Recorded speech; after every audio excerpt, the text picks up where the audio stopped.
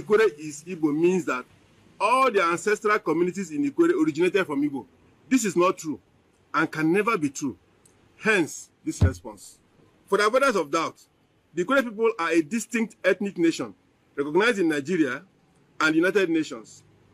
Ikwere language is one of the recognized languages in Nigeria and the United Nations. Whoever is in doubt can contact the appropriate federal government authorities and the UN. While Ikwere is our political name, Ihuroha is our native name, and both refer to us, Ikwere ethnic nationality. We live and own the Emoha, Ikwere, Obiakpo, and Port Harcourt City in alphabetical order local government areas in Rivers State, Niger Delta, South-South geopolitical zone of Nigeria. Who are the Ikwere? The history of the Ikwere people has been well written, documented, and established long ago. Our ancestors told it to us, and they also told to our forebears, who in turn told us, and we are telling our children. The above all-important centenary question of who are the Ikwere was asked by our dear father, Emeritus Professor Tontinduka, in Studies in Ikwere History and Culture, 1993. This was followed by Akwa, 1993, Ishokpo, the Ancient Kingdom, 1999, Ikwere Rescue Charter, 1999, The Challenge of Ikwere Development in Nigeria, 2011, Akalaka, Father of Ekpeye Oba and Ihuroha Ikwere, a historical classic, 2017, and Ihuroha, a study of Ikwere history, 2020, and so on. Fellow Nigerians, IPO would like to explain who the Ikwere are by looking at the following three thematic subheadings. 1. Appearances.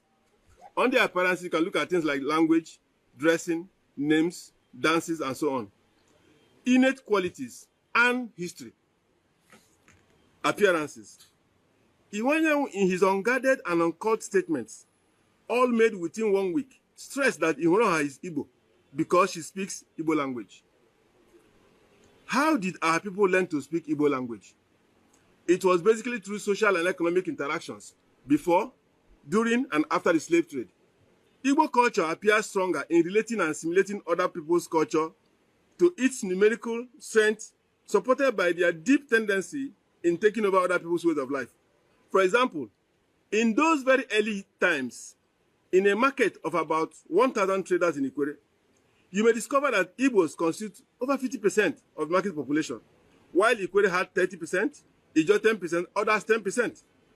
The Igbo traders will not bring anything to sell.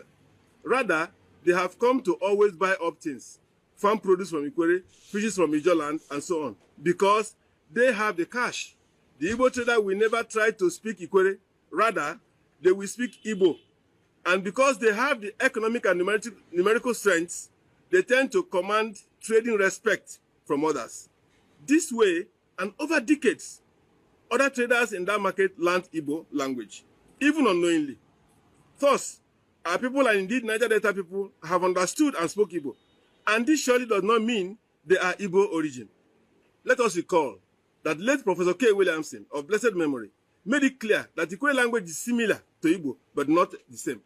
Another way our people learned Igbo language was through the millions of Igbo women married to Ikwere men.